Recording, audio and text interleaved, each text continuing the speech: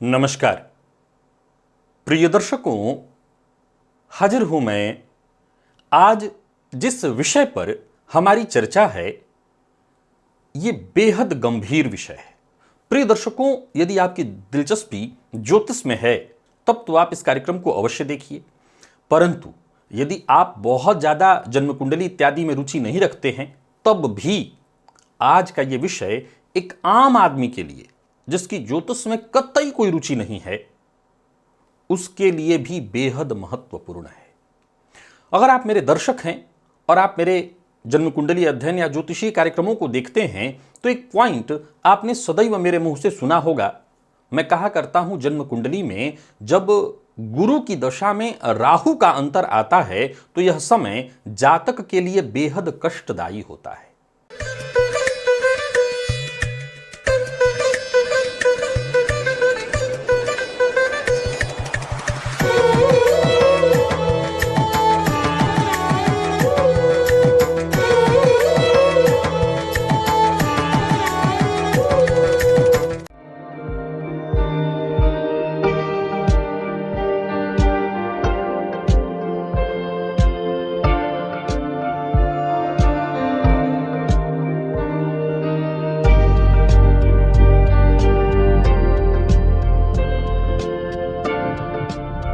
प्रिय दर्शकों, केवल एक यही दशा अंतर दशा नहीं है जो कष्टदायी है, और भी ऐसी दशाएं और अंतर दशाएं हैं जो जातक के लिए बेहद कष्टदायी सिद्ध होती हैं। पहला पॉइंट तो यह है कि हम किसी भी दशा और अंतर दशा को कैसे तय करते हैं कि यह समय अच्छा होगा, यह समय बुरा होगा। प्रिय दर्शकों, जन्म कुंडली में पहले तो यह देखा जाता है कि दशानाथ और अंतर दशानाथ आपस में मित्र हैं या शत्रु। जैसे शनि और सूर्य नैसर्गिक शत्रु ग्रह हैं, तो सामान्य तथ्य तो यही कहता है कि इनकी दशा अंतरदशा जातक के लिए कष्टदायी सिद्ध होगी। परंतु एक दूसरा तथ्य यह है कि जन्म कुंडली में ग्रह यानी दशानाथ और अंतर दशानाथ का कुंडली में कैसा संबंध है। एक तो हो गया नैसर्गिक संबंध, एक कुंडली में कैसा संबंध, जिसको हम तात्कालिक शत्रुता मित्रता कहते हैं, कि जो दशानाथ हैं वो अंतर दशानाथ के साथ कैसा संबंध बना रहे हैं। दशानाथ से अंतर दशानाथ कितना घर आगे है और कितना घर पीछे है। इस विषय को समझने के लिए आपने मेरा एक कार्यक्रम देखा होगा, तात्कालिक मित्रता और शत्रुता वाला वीडियो, वो जरूर देख लीजिएगा। आपको पता चल जाएगा इस विषय के बारे में कि ये कैसे जाना जाता है कि कुंडली में ग्रह तात्कालिक मित्र बन रहा है या शत्रु बन रहा है। जैसे सूर्य और शनि नैसर्गिक शत्रु हैं, लेकिन संभव हो कुंडली में ये सम हो जाएं, शत्रु न रहें। ये तात्कालिक मित्रता से देखा जाता है। प्रिय दर्शकों, आज ऐसे ही कुछ दशा और अंतर दशा की चर्चा मैं लेकर के आप सबके सम्मुख उपस्थित हुआ हूं, और साथ ही साथ उसके लिए क्या उपाय करना चाहिए जिससे जातक इस समय विशेष में किसी विशेष संकट परेशानी में ना फंसे।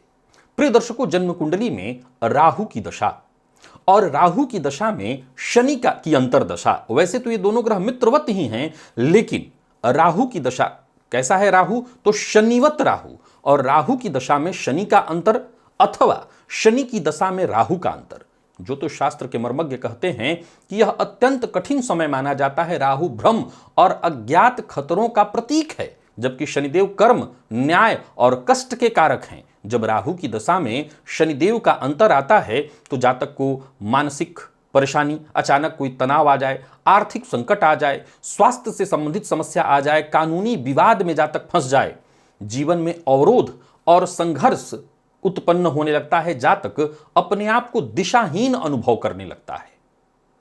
यानी जब भी जन्म कुंडली में राहु में शनि अथवा शनि में राहु का अंतर आए, एक आम आदमी भी ये समझ सकता है, तो बहुत सचेत हो जाना चाहिए। यह समय कष्ट प्रदायक होता है। उपाय तो इसमें सबसे बढ़िया उपाय है शनिवार के दिन छाया दान करना। तेल में अपना चेहरा देख करके दान करिए, अथवा उसमें एक दिया जला करके पीपल प्रेम पिंड के नीचे रख दीजिए। हनुमान चालीसा का पाठ लगातार करना और सुंदर कांड का पाठ करना सबसे श्रेष्ठ उपाय और सबसे सरलतम उपाय है। ये दोनों में ही काम करता है। जैसे मैंने राहु में शनि बताया, शनि में राहु में भी यही आपके काम आएगा। आप जानते हैं शनि राहु का संबंध, इसे ज्योतिष शास्त्र में श्रापित अथवा पिशाच योग के लिए भी जाना गया है। ये अत्यंत कष्टदायी स्थिति होती है। इस समय में भी जातक मानसिक अस्थिर, धन हानि, समाज में मान सम्मान की हानि का सामना उसको करना पड़ता है। पारिवारिक जीवन में तनाव, गलत फहमियां उत्पन्न हो जाती हैं। और उपाय इसके लिए भी यही है, वही पीपल पेड़ के नीचे आप सरसों तेल अपना चेहरा देख करके और उसका दिया जला दीजिए। साथ ही साथ एक और उपाय आप कर सकते हैं, मां भगवती जगत जननी जगदम्बा को नीला पुष्प, मैंने बताया थे बहुत कारगर उपाय है राहु को शांत करने के लिए, यह भी बहुत काम करता है। प्रिय दर्शकों, एक और दशा अंतरदशा है, वो है केतु की दशा में मंगल की अंतरदशा। केतु में जबकि कुजवत माना गया है मंगल को, कुजवत माना गया है केतु को, लेकिन केतु जब आते हैं मंगल के अंतर में तो ये जातक को तमाम तरह की परेशानियां, मंगल में केतु या केतु में मंगल, तमाम तरह की परेशानियां, जीवन में अचानक विपत्तियों का आना, चोट, दुर्घटना, मानसिक अशांति का कारण, स्वास्थ्य से संबंधित परेशानियां, स्वास्थ्य में गिरावट, आकस्मिक कोई ऐसा रोग जो दीर्घकालिक बन जाए। विशेष करके ऐसे समय में जातक को किसी न किसी तरह की दुर्घटना या ऑपरेशन से गुजरना पड़ता है, कानूनी विवाद में फंस जाता है ऐसा जातक, मानसिक रूप से पूरी तरह से बेचैन और अप्रत्याशित घटनाएं उसके साथ घटित होने लगती हैं। तो मंगल की ऐसी स्थिति अगर आपकी कुंडली में बन रही, मंगल केतु का संबंध आ रहा है दशांतर दशा में, तो हनुमान जी की विशेष आराधना करिए।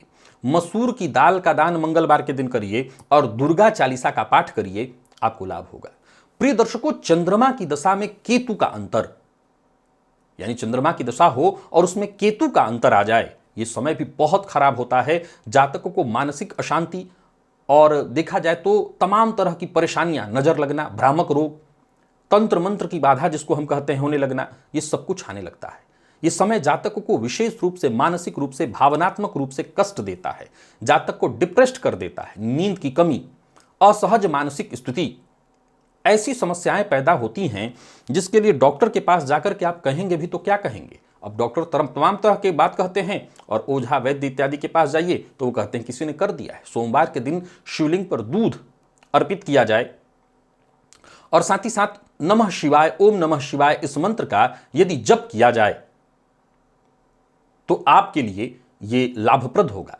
शनिवार के दिन तिल का दान करना भी, काले तिल का दान करना भी आपके लिए लाभप्रद सिद्ध होता है। आप तिल का दान करके भी इस समय से बच सकते हैं, परेशानी से बच सकते हैं। सूर्य की महादशा में शनि का अंतर, ये नैसर्गिक शत्रु ग्रह हैं। जब सूर्य की दशा में शनि का अंतर आता है तब भी जातक को बहुत कष्ट होता है। जीवन में अत्यधिक तनाव, संघर्ष, मान सम्मान की हानि, और तो और ऐसी स्थिति में जातक खुद अहंकार के कारण अपनी छवि को धूमिल कर लेता है। देखा जाए तो सूर्य अहंकार के प्रतिनिधित्व करता और शनिदेव न्याय और कर्म के। इस दशा में जातक को करियर में तमाम तरह की परेशानियां, अड़चने, बाधाएं आने लगती हैं। उसकी प्रतिष्ठा को धक्का पहुंच जाता है। परिवार के बीच मतभेद और दूरी की संभावना उत्पन्न हो जाती है। ऐसा जातक भी शनिवार के दिन शनिदेव की विशेष रूप से आराधना करे, हनुमान जी की आराधना करे, गरीब को काला तिल, गरीब मतलब जो जरूरतमंद हो, काला तिल अथवा मंदिर में भी जाकर के काला तिल, कंबल का दान फायदेमंद होगा।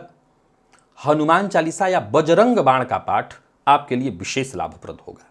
प्रिय दर्शकों, जैसे मैंने गुरु की दशा में कहा आपको राहु का अंतर, वैसे ही शुक्र की दशा में राहु का अंतर भी जातक के लिए कई तरह की परेशानियां उत्पन्न करता है। भौतिक सुख, प्रेम और विलासिता, इन सभी चीजों के कारक हैं शुक्र, जबकि राहु भ्रम और माया का प्रतीक है। अब जब शुक्र की दशा में राहु का अंतर प्रारंभ होता है तो ये परेशानियां उन बच्चों के लिए, लड़कियां हैं, लड़के हैं, जरूर जरा विचार करिए कि उनकी कुंडली में चंद्रमा कमजोर है और इसी दौरान वो किसी प्रेम संबंध में पड़े तो वहां उनको धोखा मिल जाएगा, उनका जीवन अस्थिर हो जाएगा। फिर कई बार बच्चे गलत कदम उठा लेते हैं, वो अस्थिर स्थिति में चले जाते हैं। दांपत्य जीवन में भी धोखा, परेशानी आने लगती हैं। जीवन काल में जो सुख वैभव प्राप्त होना चाहिए उसमें परेशानी आने लगती हैं। जातक गलत फैसले लेता है, भ्रमित हो जाता है और उसके गलत फैसले के कारण उसके मान सम्मान की हानि, समाज में उसकी छवि दागदार हो जाती है। क्या करें? तो शुक्रवार के दिन सफेद वस्त्र का दान करना, विष्णु सहस्त्र नाम का पाठ करना, यह आपके लिए लाभप्रद होगा। और वैसे ही जब गुरु की दशा में राहु का अंतर चल रहा हो तब भी आपको विष्णु सहस्त्र नाम का पाठ करना चाहिए। शिव मंदिर में जाकर के शिवलिंग पर दूध अर्पित करना चाहिए। ये जितनी भी दशा और अंतरदशा मैंने आपको बताई, ये सब के सब जब भी आपके जीवन काल में, किसी भी जातक के जीवन काल में, इसको ऐसे समझिए, ये एक तरह से मार्केस के जैसा ही काम करता है। अगर आप विद्यार्थी अवस्था में हैं, विद्या अध्ययन के काल में हैं, तो इस शिक्षा को खराब करेगा। यदि आप नौकरी पेशा हैं तो कार्यक्षेत्र में आपके परेशानी आ जाएगी, नौकरी में कोई ना कोई बाधा आ जाएगी, वहां आप डिस्टर्ब हो जाएंगे। यदि आप व्यापारी हैं, आप सेल्फ व्यापार करते हैं, अकेला अपना व्यापार है, व्यापार में कोई ना कोई परेशानी आ जाएगी, व्यापार आपका बाधित हो जाएगा।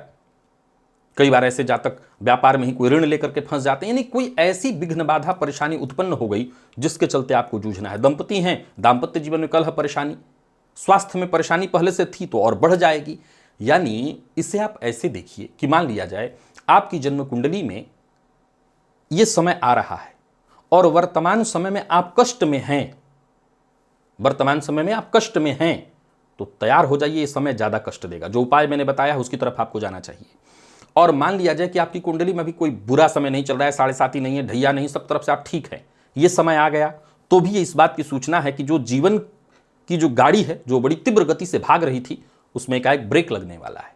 परेशानी आपके दरवाजे तक आ पहुंची है, आप जरा सजग हो जाइए, सचेत हो जाइए। तो जो उपाय मैंने आपको बताया है, इन उपायों का सहारा लीजिए और इस समय विशेष से बचने का प्रयत्न करिए। इसे अपने कागज पर कहीं नोट करके रखिए, अथवा अगर आपके पास जन्म कुंडली है आपकी, बड़ा सरल तरीका आपको मैं बताता हूं। आप जन्म कुंडली अगर आपके पास है तो महादशा वाला पार्ट खोल लीजिए। अब हो सकता है मंगल गुजर गया हो सकता है कोई गुजर गया, जो गुजर गया हो तो भूल जाइए उसको। आप चाहें तो एक काम कर सकते हैं कि उस समय को याद करिए कि उस समय कैसा बीता था आपका, और बाकी के जितने ग्रहों की चर्चाएं मैंने की है उस जगह पेन से आप उसको लाल कर दीजिए, उसको एक दायरे में डाल दीजिए। इससे क्या होगा कि जब ये समय आएगा उससे पहले आपको ध्यान रहेगा और इस समय विशेष में आप सचेत होंगे। आज के लिए बस इतना ही, इजाजत दीजिए, पुनः मुलाकात होगी। तब तक के लिए नमस्कार।